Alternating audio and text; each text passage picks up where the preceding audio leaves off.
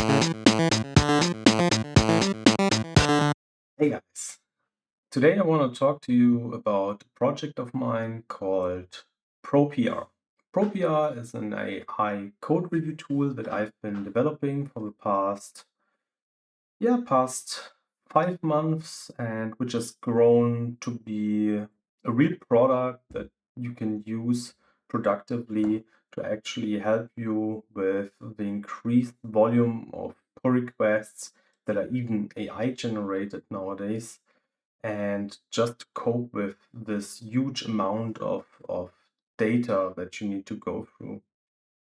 My hope is, and I know this, that with ProPR, you can let the AI reviewer look a little bit into the details and find issues, and you yourself can concentrate on the larger pictures, the structures, and so on. I know AI code reviews are not deterministic. They could produce comments and results in one situation, and if you do the same review again, they produce different comments and so on, and therefore they are not 100% reliable. Just know that they are able to actually find issues, and I want to do this most efficiently, cost efficiently, but also with what you actually need. And I want you to be able to use the information that the AI is already going through once, to look through the code, find issues, and it's gonna find lots of things that are interesting. And I want you to be able to use that information to your advantage. So that's kind of what ProPR is about. I want you to be able to learn from these pull requests, really utilize the intelligence that ProPR gives you, and have data sovereignty over it all. So which AI models you are using, where you are hosting ProPR, everything is up to you. Now, let's have a look at ProPR. So ProPR is an AI-powered pull request review tool. This is the web page. There's also a little bit of product description that you can find on the page here, but I would say we are going to dive right into it. So without further ado, let's look into ProPR. This is the ProPR login mask. I can either sign in using single sign-on. This is available with the commercial edition, or I can sign in with a local user, which I'm gonna do. So I've actually stored the credential already, which is nice, so I can sign in. And what we are going to do is we're gonna have a look at ProPR and how it is built. So in this first screen, you are seeing different clients. Clients are basically the boundaries in which users can operate and can see data, and also the boundaries in which data is connected at most. There's also the tenant level, but the tenant level is purely for management and single sign-on activities. So data cannot pass over to different clients apart from user and management capabilities. I have the system client. It's created by default. You can give it your own name. There's one tenant also, but I'm mostly testing with this one. So we're gonna open it. And the main thing you see here is this overview. We have 5 source control management providers, connection using a service principal or a private access token. So this is what we're gonna do here. We are using OAuth client credentials. There's also the possibility. Then you can connect to different scopes. So imagine you have multiple organizations in Azure DevOps. Then you would add all these scopes in here, or you would add it maybe throughout different clients if you don't want users to see the stuff that other users can see, right? And last but not least, you specify a reviewer identity. We're gonna take a look at what this means later. In this example, we are only gonna work with Azure DevOps, just so you know.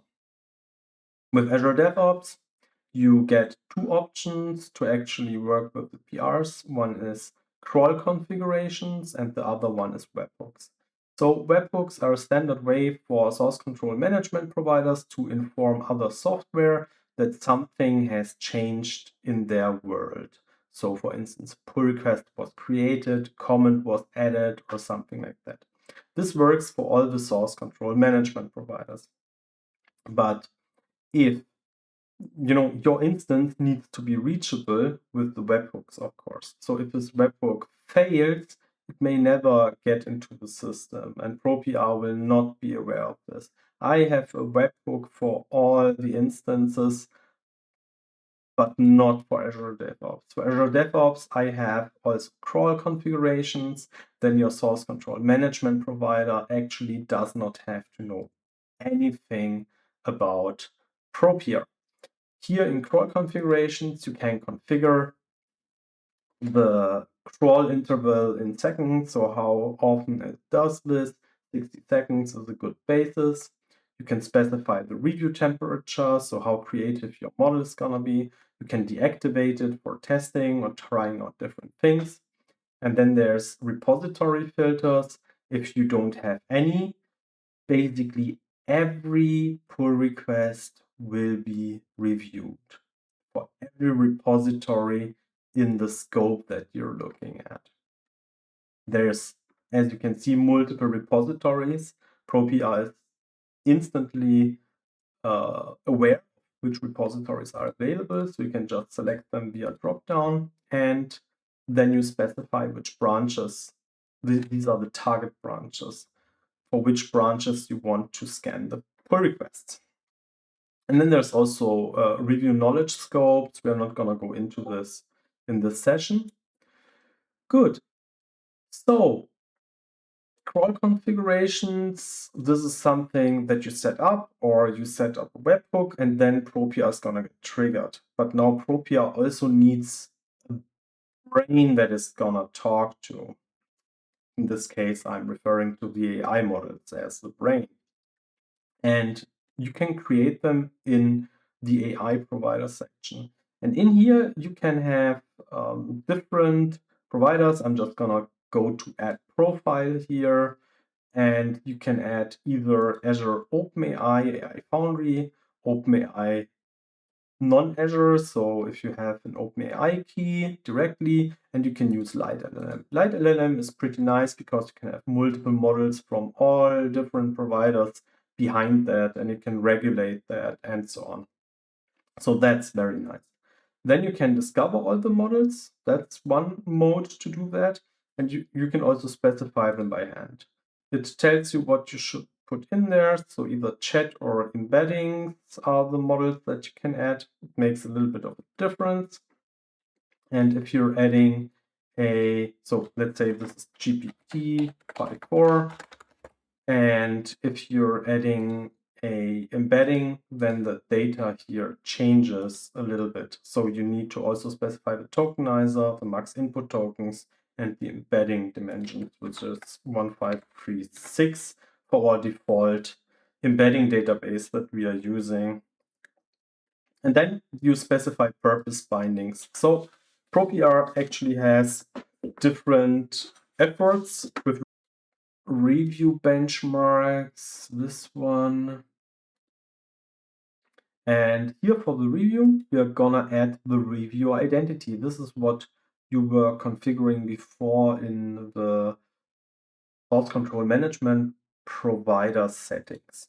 So only pull requests in which this identity is added, it will actually look at, regardless of a branch filter and so on. So this is basically an additional global filter that ProPR reacts to. This is ProPR's identity. You create it, and within a time frame of 60 seconds, ProPR will tend to it. So because this can take 60 seconds, we are gonna start another PR.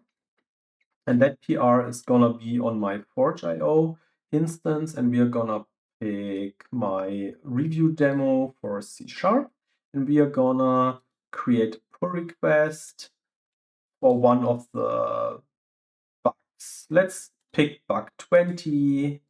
Oh, sorry, we need to switch that to main actually. So let's the Azure DevOps review. So it actually did not find an issue. You can have a look at the summary here.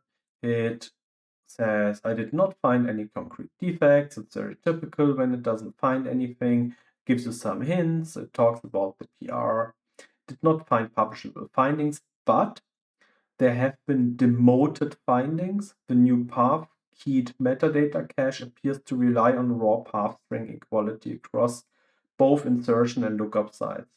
So these summary only findings are basically demoted findings where the review has shown that it's not really clear whether this is an issue or not. So it's very, very informationally mentioned, let's say. Also, the PR-wide review results are also mentioned through this. So it could be that the PR-wide review also revealed this. And this is the execution trace UI. In the execution trace UI, you can gather a lot of interesting information. You can see how long the review took, how many passes, how much tokens were used, and so on. Good. This is the review with the one file from Forgio. And you can take a look at how this file was reviewed. There was just one pass. The complexity was low. For low complexity files, there's not additional passes. So this makes sense.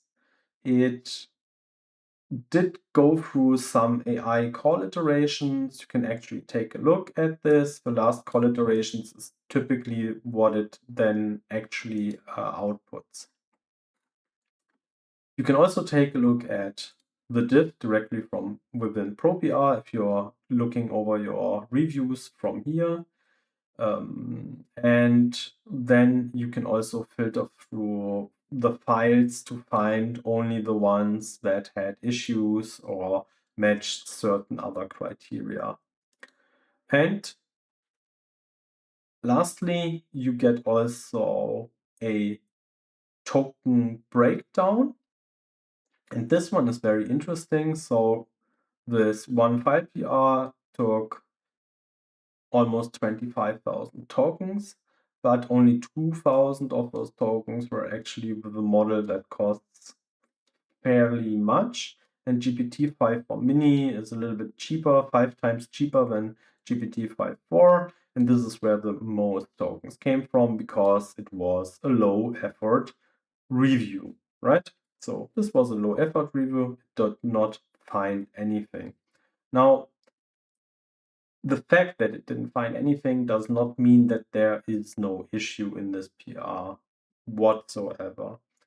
It's possible that if I run this again, it finds different things. So that's why these kinds of PRs, they are not deterministic, but oftentimes, especially when given proper context, ProPR can find good issues that are even hard for humans to recognize, and it does so very cost efficiently. So this review basically costs almost nothing to do. 25,000 tokens in this case, it's not much. Of course, this is just one file, but it would make a difference if you have many small PRs and you would have to pay for each PR a fixed amount. Here with the AI model, you are able to decide which models you are using, from which provider, if it's local, if it's online, based on your security standards, based on your budget, and so on. So if there was an issue, I mean, it was 16 files, so I don't think there's an issue actually. These are inherited traces. It was on the PR level where the issue was raised. We are on the PR wide review now. This is the last review before the synthesis takes place. This time, I believe it actually worked. We are in the 18th pass now. Good. So let's wait just a few more moments. It did the synthesis. It actually found 2 higher risk integration areas. So let's have a look later. The synthesis is going on also. Now we have the synthesis and 2 summary findings. It's exactly basically what the PR-wide review found. But the simple pass in this case, again, did not find anything. And then in the end it posts. So you always get this breakdown. The review costs here were 280,000 tokens. GPT-5.4 was only 28,000. 5.3 codex is only 54,000. And 70% were actually, again, GPT-5.4 mini. Just for your reference, GPT-5 mini costs, I think, 50 cents, so $0.50 per 1 million input token. So this is a fifth of that. So this is basically 10 cents plus whatever this costs. I don't know. But that's basically your reference here. And this was a review, a typical review, I would say. I mean, look at the size of it. This is 16 files. This is what you typically get. Of course, there's bigger reviews, there's also smaller ones, but this is really something that you see often, right? All right, good. So this one works, so you can restart reviews here. And then you can act on it, of course. The nice thing with ProPR is that you can, on comments that it does, you can tell it this is not an issue in this PR and reply, resolve it like that. So I did not click on it. This was ProPR in the background. And you can also talk to ProPR and ask it, walk me through the PR, please. Oh, we always have to be polite with AI, you know. So, yeah. So you can ask it questions, but you can also directly refer to what it commented and so on. And with the capability of connecting your contexts and your knowledge to ProPR, it is capable to really go through the documentation and other things to give you an answer that is specifically tailored to your use case, to your review, to your repository, and so on. So eventually, ProPR will actually produce an answer. It just takes a little bit because the scanner that actually does this takes a little bit of time. So here it produced a review. Admin UI, new review history feature. Fetches jobs via get jobs and so on. So it gives you a walkthrough, 40 and 50 million tokens, but it was over $130 that it cost according to Claude, right? So this right here cost $30. You also have to know that I was basically testing all the passes that I could possibly do in this scenario. Anyway, if you want to know how much tokens you are using, you have this nice analytics right here. You can go to tokens and usage and you get this graphic of how much tokens you've been using. You can also go a little bit further back in the time, refresh, and see how much you have been using over a long period. I have been using, it seems, 187 million tokens already, and it's just this instance. This is not the only one, if I'm honest. I'm running ProPR already at work at my company, and I'm also doing offline test fixtures that are not directly tied to ProPR. They are automated, and yeah, from there alone, it's at least this volume again. And yeah, but doing the same with other systems would be a lot more expensive, I would say. You can find ProPR actually on GitHub, and I'm happy for people to actually start the project or contribute to the project. It's source available. We do have a commercial license, but we also have this community edition, right? The difference here is that with the community edition, you don't get single sign-on or parallel review execution, and you can also only use one source control provider, and you only can use webhooks. But quality-wise, the subsystems that are really about the quality, ProCursor, ProRV, all the settings for the AI provider, and so on, the memory, everything is available in the community edition. So if you have one repository, you're a small team, and you can really go far with the community edition already. There's instructions on how to install ProPR. There's pre-built images that are signed by my pipelines, which you can use. You can also download it and build it yourself. Note that the license is permissive for some files or parts of the files, and some not. So please do have a look at this topic as well. If you want to change or contribute, it's very important. But help is really appreciated, either by using it and providing some issues and ideas for new features and so on, right? Good. Yeah, that's basically it, what I can show you today. I hope you enjoyed this demo of ProPR. It's been quite a road. We are using it productively already. This is a really nice addition. I do not think that these things should or could even replace humans entirely. To have a holistic, stable development that can handle high volumes of AI-generated content where humans still contribute and want to have control, you need a whole pipeline of tools that you can use at your disposal to battle that. You still need static analysis, dynamic code analysis. You still need security tests, secret scanning. You still need humans to look at these PRs, to think about the underlying problem and so on.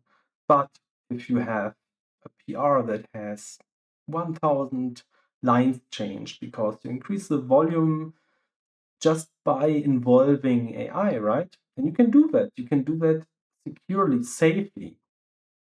Then ProPR will help you manage that as well, because it will look into every file and really dig into this review of all the changes and find issues that a human would overlook fast because they are overwhelmed by the amount of changes that are contributed. ProPR itself is mostly AI-generated code reviewed by me, reviewed by ProPR itself, and also other AI tools. So it's really a synergy between everything that we can do. The architecture is very important of the system to actually support such a rapid development. You need to really put in guardrails and make the system robust for having these rapid changes. And yeah, a lot of tools are necessary to achieve that. And I strongly believe ProPR is one of them. So I hope you liked the demo. Please like and subscribe, follow ProPR on GitHub, and I see you next time.